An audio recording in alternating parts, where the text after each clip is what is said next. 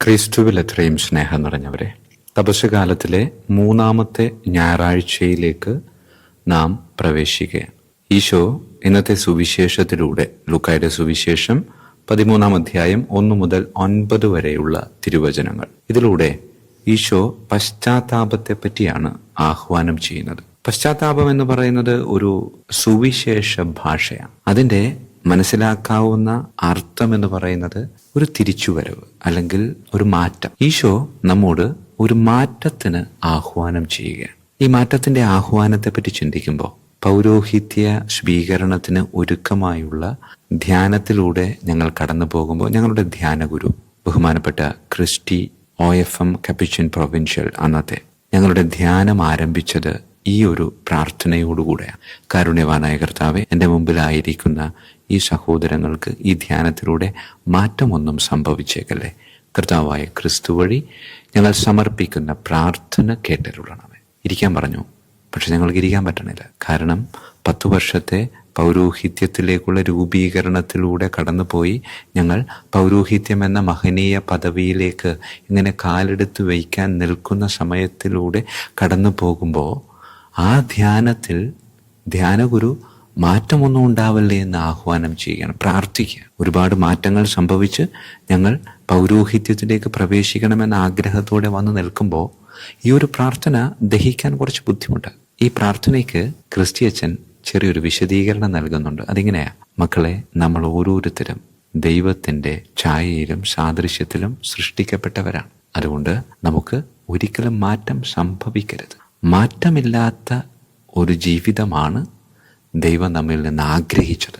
പക്ഷേ അവൻ്റെ ആഗ്രഹത്തിനൊത്ത് നമുക്ക് ഉയരാൻ പറ്റിയില്ല. അതുകൊണ്ട് നമ്മൾ മാറിപ്പോയി. അതുകൊണ്ട് അടിസ്ഥാനപരമായ മാറ്റമല്ല നമുക്ക് സംഭവിച്ചിരിക്കുന്നത്. അടിസ്ഥാനപരമായ മാറ്റം എന്ന് പറയുമ്പോൾ വീണ്ടും ഒരു തിരിച്ചുവരവ് ഒരിക്കലും സാധിക്കില്ല.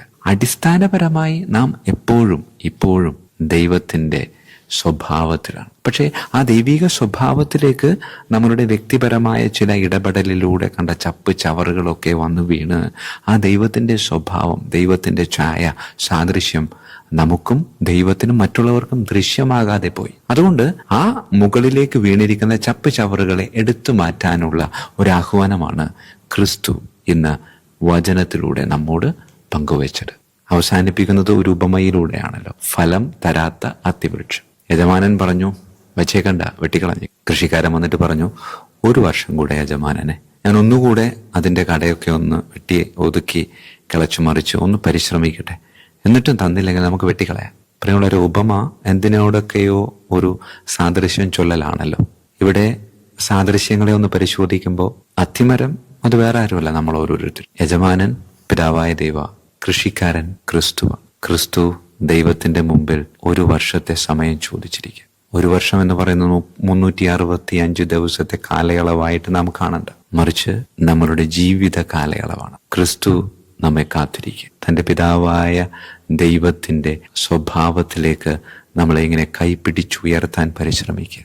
കൃഷിക്കാരനായ ക്രിസ്തു പറഞ്ഞത് അത്തിമരങ്ങളായ നമ്മുടെ ഓരോരുത്തരുടെയും കടയിൽ അല്ലറ ചില്ലറ പണികൾ ചെയ്യാമെന്നാണ്. പക്ഷേ അത് ചെയ്തിട്ട് ഫലമില്ലാതെ ആയപ്പോൾ അവൻ ഒരു അറ്റകൈ പ്രയോഗിച്ചു. അത് വേറെ ഒന്നുമല്ല, ആ കൃഷിക്കാരൻ തൻ്റെ പ്രാണൻ അങ്ങോട്ട് നഷ്ടപ്പെടുത്തി. എന്നിട്ട് അത്തിമരത്തിന്റെ മുമ്പിൽ വന്ന് പറയും, ഞാൻ നിന്റെ കടയിൽ ഒഴുക്കാൻ പോകുന്നതെന്ന് വെള്ളമല്ല, മറിച്ച് രക്തമാണ്. എൻ്റെ ജീവൻ ഞാൻ നിനക്ക് തരും. ഇനിയെങ്കിലും നീ ഒന്ന് ഫലം പുറപ്പെടുവിക്കുക. പ്രിയമുള്ളവരൊന്ന് മനസ്സിലൊന്ന് ആലോചിച്ച് നോക്കിയേ.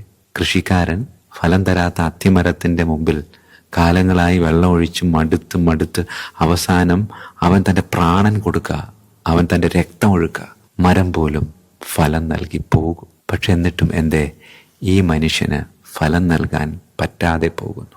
പ്രിയമുള്ളവരെ, രക്തമൊഴുക്കി നമ്മുടെ ഫലരാഹിത്യത്തെ അവൻ ഫലസമൃദ്ധിയിലേക്ക് ഇങ്ങനെ കൈപിടിച്ച് നടത്താൻ പരിശ്രമിക്കുമ്പോൾ അത് തിരിച്ചറിഞ്ഞ് ആ ഫലസമൃദ്ധിയിലേക്ക് നമുക്ക് ക്രിസ്തുവിൻ്റെ കരം പിടിച്ച് നടന്നു കയറാൻ പറ്റണം. അല്ലെങ്കിൽ നമ്മളുടെ ജീവിതം ഫലരാഹിത്യത്തിൽ ഇല്ലാതെയായി പോകും. പ്രിയമുള്ളവരെ, ക്രിസ്തു എനിക്ക് വേണ്ടി ഒഴുക്കിയ ആ രക്തം അത് തിരിച്ചറിഞ്ഞ് അവൻ്റെ കരം ഗ്രഹിച്ചുകൊണ്ട് ഞാനെന്ന ഫലമില്ലാത്ത അത്തിമരത്തിൽ നിന്ന് ഫലങ്ങൾ ഒരുപാടുള്ള അത്തിമരത്തിലേക്ക് ദിവ്യകാരുണ്യത്തിലൂടെ നമുക്ക് നടന്നു കയറാം. ദൈവം നമ്മെല്ലാവരെയും സമൃദ്ധമായി അനുഗ്രഹിക്കട്ടെ.